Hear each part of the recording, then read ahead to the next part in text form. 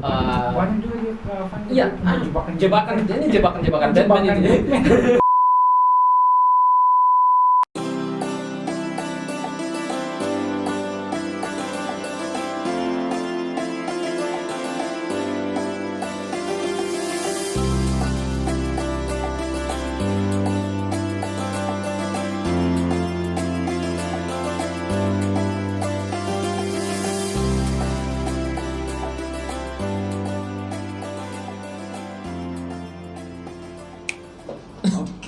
Bismillahirrahmanirrahim. Assalamualaikum warahmatullahi wabarakatuh.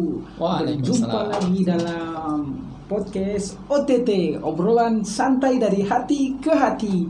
Baik para pemirsa, pemuda maupun remaja dimanapun Anda berada, khususnya di wilayah kota Sorong. Pada kesempatan kali hari ini kita bisa berjumpa, bisa berbincang-bincang bersama teman-teman semua. Dan tentunya ketemu dengan saya Kak Hamka dan ditemani salah satu yang tidak asing lagi, yaitu Kak Avandi Latarisa. Boleh disapa para pemirsa Kak Avandi. Assalamualaikum warahmatullahi wabarakatuh. Semoga teman-teman semua yang lagi menyaksikan sehat walafiat. Kita patut bersyukur ya di masa pandemi ini Allah masih memberikan kesehatan kepada kita.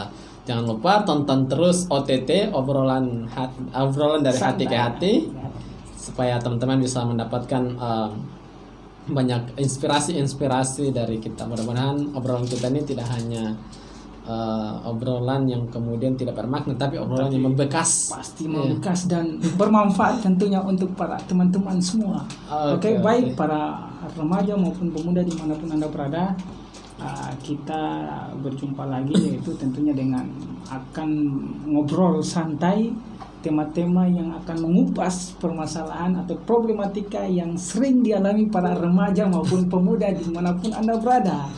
Dan segmen kemarin kita sudah membahas Kak Avandi ini terkait bangga dengan dosa. Yang kedua itu kemarin terkait mengapa masih menjomblo, ada beberapa kriteria. Ada salah satunya ada jomblo burek, jomblo yang buruk karir, dan ada juga jomblo fisabilillah dan lain-lain tentunya. Dan teman-teman tentunya kesempatan kali ini teman-teman harus ikuti dan tonton sampai selesai. Oke Kak Avandi, gimana kabarnya dulu ini? Kita kan sudah satu pekan ini baru ketemu setiap pekan. Alhamdulillah sehat, sehat sekali. Alhamdulillah ya, karena di masa pandemi ini kan banyak yang kemudian sudah dipanggil oleh Allah Subhanahu wa taala. Ada juga yang masih terbaring sakit. Nah, kita masih diberikan kesehatan oleh Allah. Ini adalah salah satu nikmat yang luar biasa di saat ini ya. Kita kalau di sebelum pandemi itu kan kita masih kurang peduli dengan kesehatan, mau makan tidak. Tapi sekarang ini kesehatan mahal ya Ustaz. Ya, gini sekarang ketika lagi pandemi kita baru terasa bagaimana mahalnya kesehatan. Nah, mungkin di obrolan yang lain kita bisa bahas, itu bisa jadi satu tema yang menarik juga tentang kita bisa berbagi sama teman-teman semua. Itu juga pasti. Nah, mudah-mudahan kita bisa angkat itu ya nanti di obrolan OTT tentang nikmat sakit atau ini mensyukuri nikmat pelajaran dari sakit atau nanti coba kita pikirkan bagaimana temanya dan kita obrolkan buat teman-teman. Mudah-mudahan mudah-mudahan teman-teman bisa mendoakan kita juga supaya kita tetap diberikan kesehatan sehingga kita bisa berbagi dan berjumpa terus dengan teman-teman sekalian. Iya. Oke, dan pada kesempatan kali ini kita akan membahas apa yang kita bahas malam ini kawan. Jadi teman-teman penasaran nih. Jadi apa yang kita bahas ini? Kita akan bahas awas jomblo terjebak-jebakan. Nah, ini kita masih bahas jomblo, tenang saja. Kita masih punya banyak tema tentang jomblo dan pastinya menarik untuk teman-teman semua kemudian saksikan dan jangan skip obrolan kita ini, nonton sampai selesai agar teman-teman bisa dapat pencerahan dari obrolan kita, karena kan sebelumnya kita sudah bahas bagaimana orang-orang yang kemudian bangga dengan dosa. Lalu kita bahas juga yang kedua itu adalah kenapa masih menjomblo. Nah, di sana kita sudah tahu bagaimana kriteria jomblo, mulai dari jomblo perfeksionis, kemudian jomblo pasrah, jomblo burek, sampai jomblo fisabilillah. Nah, ternyata jomblo ini punya macam-macamnya. Nah, kali ini kita akan bahas tentang awas jomblo terjebak-jebakan. Jadi ini adalah dari sejak awal kita ngobrol itu kita sudah kasih warning buat teman-teman, awas ya. Awas. Nah, jadi kalau ibaratkan orang itu sedang berkendara lalu 1 kilometer sebelum perjalanannya itu dia di depan itu polisi sudah kasih pengumuman di depan ada sweep. Nah itu kalau kita sudah misalnya kita lagi jalan dengan kendaraan, kemudian kita punya SIM tidak ada, tidak memakai helm, nah itu kita sudah hati-hati. Kalau kita sudah tidak lengkap, kita berbelok arah misalnya atau cari jalan lain. Nah karena ini kita juga bahas tentang awas jomblo terjebak-jebakan. Nah ini supaya teman-teman tuh punya warning, punya kehati-hatian untuk menjadi ketika menjomblo ya, ketika jomblo dan sedang menjalani jomblo. Nah termasuk Mas Angga. Saya itu kawan jomblo itu bukan ini sebenarnya. Artinya memang kan kalau dalam Islam kan punya ya kalau tidak jomblo ya harus nikah. Makanya saya jomblo, makanya saya belum. Jadi kalau belum siap belum siap ini. Belum siap untuk ya menjomblo. Pada kita melampiaskan kita punya hasrat ini. Memang dalam Islam kan kemarin kita sudah bahas ya tentang jomblo fisabilillah. Nah, ini Mas Hamko memilih menjadi jomblo fisabilillah. Nah, jadi kayak tadi saya sampaikan bahwa kalau kita itu berkendara kemudian menemui papan awas 20 meter atau 100 meter ada sweeping. Nah, itu kan kita sudah berbelok arah atau kalau kita sudah merasa diri tidak lengkap surat-surat, berkendara juga tidak sesuai aturan berkendara. Nah, itu kita sudah belok arah supaya kita tidak kena tilang di depan kayak gitu. Nah, sebagai seorang jomblo, nah kita juga kasih warning buat teman-teman. Hati-hati buat teman-teman agar tidak terjebak dalam jomblo. Agar tidak terjebak dalam jebakan jomblo. Nah, jebakan apa itu? Setidaknya itu ada beberapa. Jadi yang pertama itu ada terjebak kelabilan hati. Yang kedua itu terjebak komentar miring. Yang ketiga itu adalah terjebak prasangka buruk. Yang keempat itu adalah terjebak cinta ilegal. Nah ini banyak sekali yang kemudian banyak juga dia punya jebakan. Ini jebakan Batman. Nah makanya kita harus waspada dan teman-teman juga kalau yang menonton ini jangan sampai skip karena ini penting sekali buat teman-teman agar teman-teman yang menjalani jomblo itu tidak terjebak dengan jebakan-jebakan ini. Setidaknya kalau kita sudah punya pemahaman tentang jebakan ini, nah kita sudah tidak terjebak lagi karena kita sudah punya pengetahuan sebelumnya tentang jebakan-jebakan ketika kita menjomblo. Nah tapi kalau kita tidak punya pengetahuan tentang ini, nah itu berat sekali. Bisa jadi kita salah satu orang yang sedang terjebak. Nah kalau teman-teman sedang terjebak, maka teman-teman mendengarkan obrolan kita pada kesempatan. Jadi yang pertama ya saya bahas tentang terjebak kelabilan hati.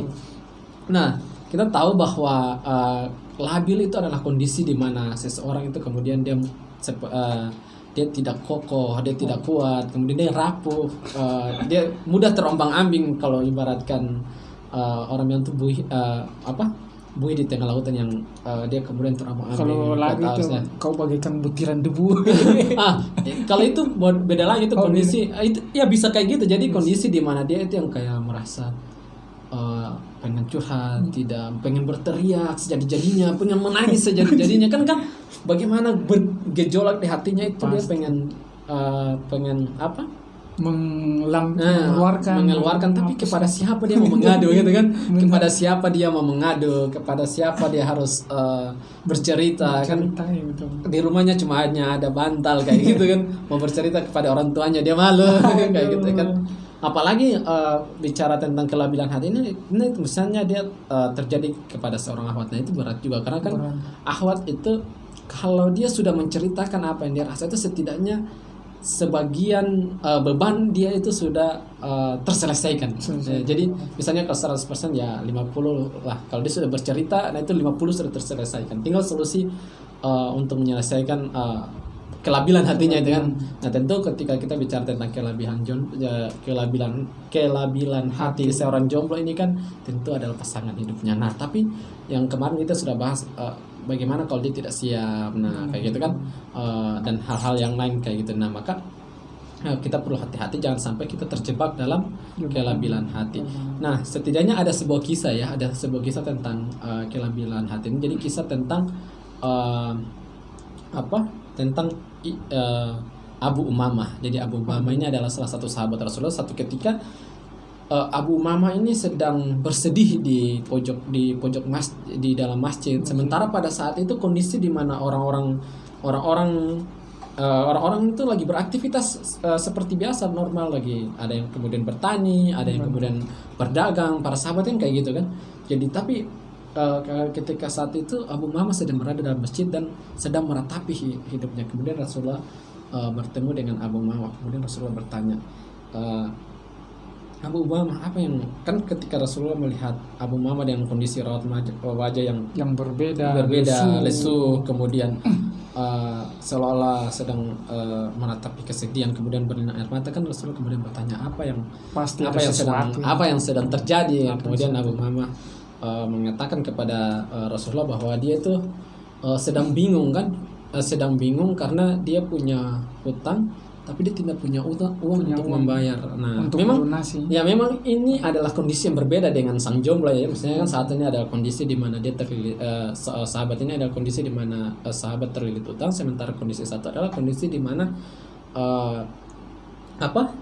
jomblo itu sedang meratapi perasaan, tapi setidaknya sama-sama lagi galau, perasaan yang sama kan, hatinya sedang labil. Nah, kemudian Rasulullah SAW itu kemudian berkata kepada Abu Umamah, apakah engkau tidak ingat dengan sebuah ucapan yang pernah saya ajarkan, ketika ucapan itu engkau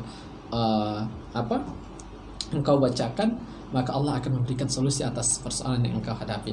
Nah, ketika Abu Umamah mendengar apa yang kemudian disampaikan oleh Rasulullah itu, Abu Umamah lalu teringat dengan doa yang diajarkan oleh Rasulullah. Jadi doanya kayak gini, saya bacakan ya, karena harus didengar ini. Jadi saya bacakan ini doanya, teman-teman juga yang masih jomblo ya. Dengarkan baik ya. Nah ini saya bacakan ya.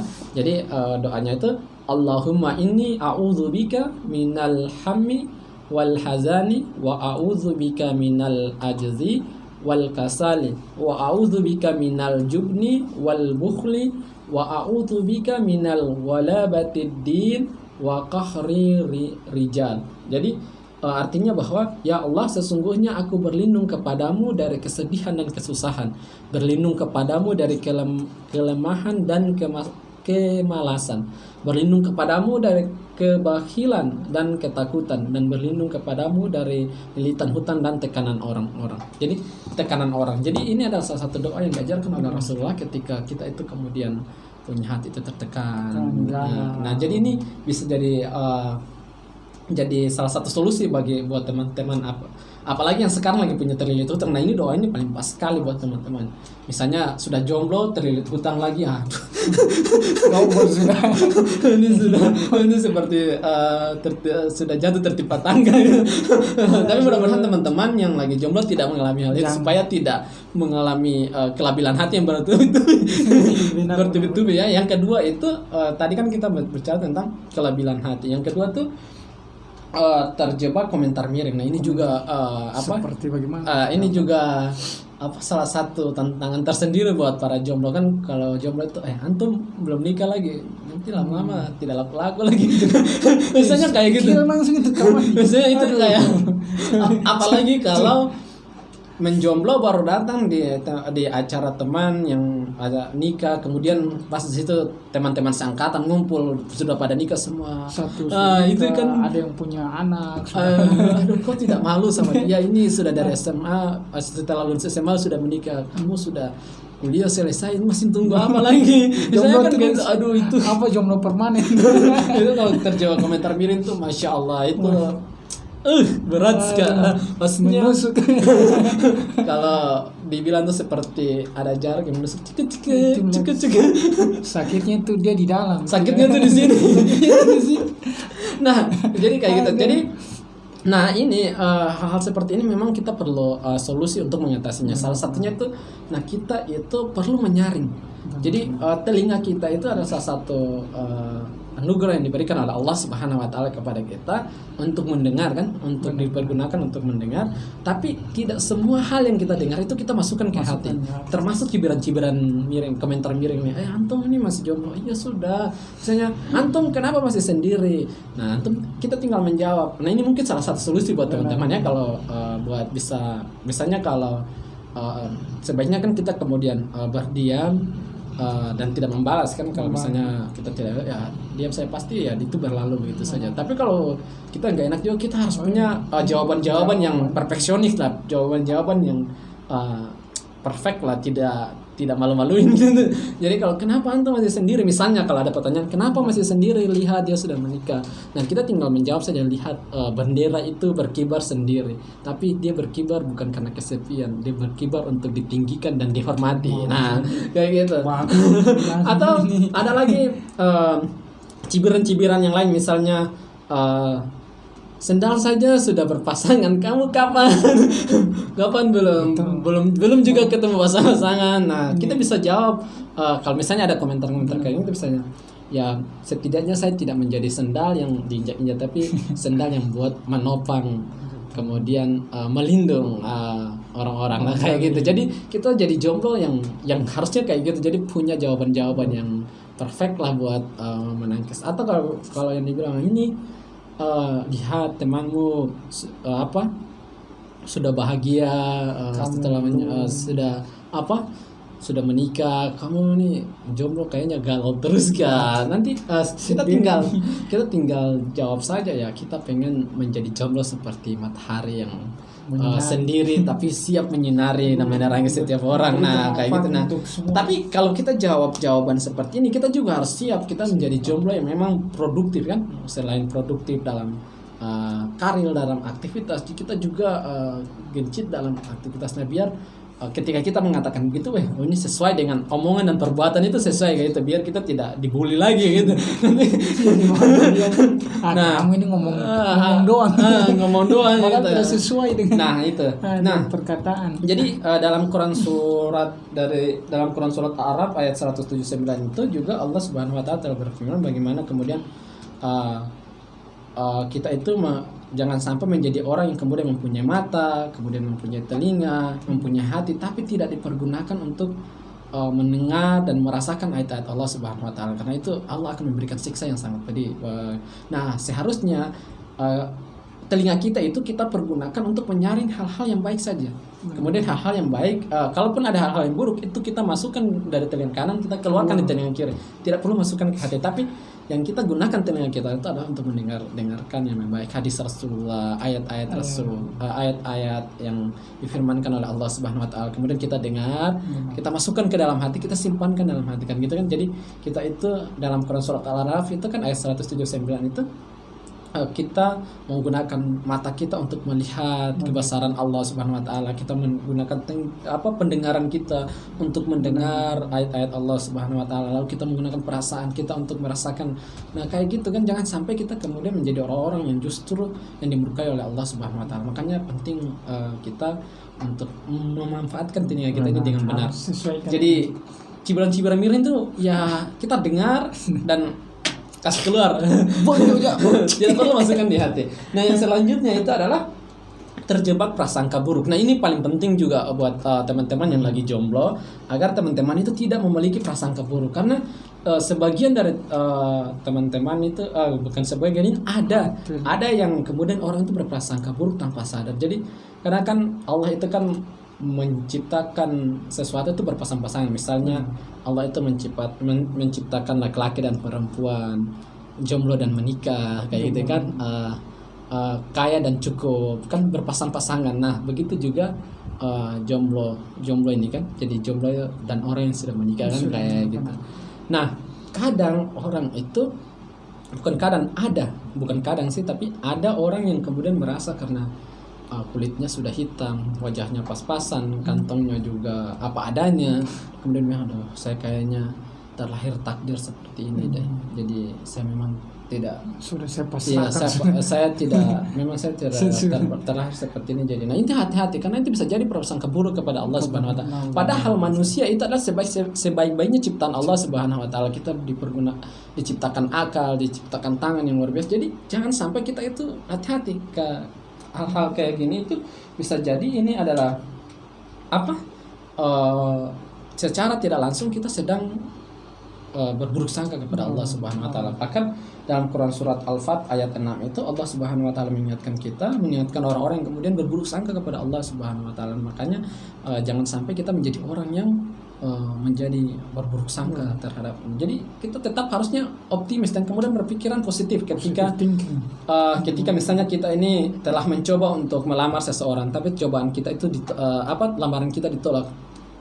Tidak perlu tidak perlu kemudian kita itu risau, kemudian itu menjadi beban pikiran kita, menjadi kita jadi labil hati, karena mungkin bisa jadi Allah itu menyiapkan seseorang yang lebih baik buat kita di percobaan yang kedua. Kalau misalnya percobaan kedua masih gagal, mungkin di percobaan ketiga. Kalau percobaan ketiga mestinya di percobaan keempat. Jadi kita harus menanamkan pada diri kita itu berpikir positif, sehingga ketika prasangka buruk itu nanti dia tidak ada, karena kita sudah dari sejak awal itu mendesain diri kita, melatih diri kita itu untuk berpikir positif. Makanya sangat berpengaruh sekali untuk berpikir ini. Nah itu karena kan banyak kita itu terpengaruh dengan pemikiran kita kan? Nah makanya bahkan kan dalam sebuah kitab, dalam kitab Nizamul Islam Syatak Fida An-Nabhani kan kemudian menuliskan maju mundurnya seseorang itu tergantung maju mundur pemikirannya. Makanya kita harus melatih pemikiran kita untuk berpikir positif. Jadi ingat bahwa kalaulah kita itu belum mendapatkan seseorang, sekarang mungkin Allah sedang menyiapkan kita untuk menjadi lebih baik lagi, menyiapkan diri untuk menyiapkan segala halnya dengan matang, dengan lebih baik lagi untuk mendapatkan orang yang terbaik kayak gitu. Nah, tapi di samping itu kita juga harus berikhtiar untuk berdoa, kemudian berikhtiar untuk memaksimalkan kekurangan-kekurangan kita, sehingga ketika kita itu melamar langsung diterima kayak gitu. Insya Allah orang yang baik itu pasti dapat yang baik kayak gitu, karena kalau orang yang baik misalnya dia itu rajin ke masjid, tidak mungkin dia itu ketemu jodohnya itu di dalam bar, karena bagaimana bisa dia ketemu jodohnya dalam bar, karena dia nggak pernah ke bar kayak gitu. Tapi kalau orang yang senang ke bar, nah pasti dia dapat jodoh di sana, karena ketemunya di sana. Tidak mungkin ketemu di masjid, karena kan itu dua arah yang berbeda kan. Nah makanya kita tinggal memantaskan diri, mempersiapkan segala kekurangan kita, mudah-mudahan Allah kasih yang terbaik. Nah jangan lupa kita juga berdoa, karena itu penting sekali.